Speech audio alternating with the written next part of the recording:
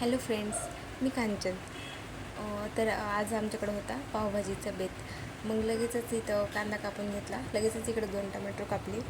मग कुकरमध्ये आधी बटाटा टाकून घेतलं होतं. मग वरून थोडंसं तेल टाकलं. मग तेल चांगलं गरम झालं की त्याच्यात जिरे मोहरी टाकले. मग इकडं लगेचच बारीक करून घेतलेलं लसूण टाकला. लसूण थोडं गोल्डन कलरचं झाला की लगेच इकडं बारीक केलेले कांदे टाकले. मग कांदे थोडेसे गोल्डन कलरचे झाले की मग त्यात लगेच टोमॅटो टाकला. मग चांगलं असं परतून घेतलं.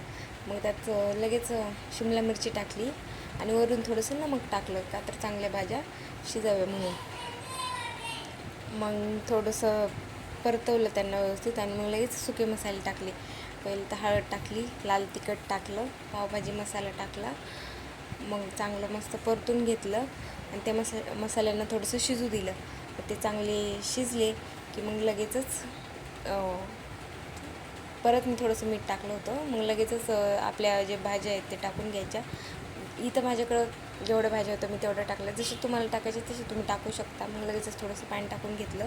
मग कुकर लावलं. आज माझ्या कुकरमध्ये थोडा प्रॉब्लेम झाला होता, त्याची शिट्टी व्यवस्थित होत नव्हती, एके साईडवरून हवा जात होती. मग काय घेतला मम्मीचा नुसका करायला.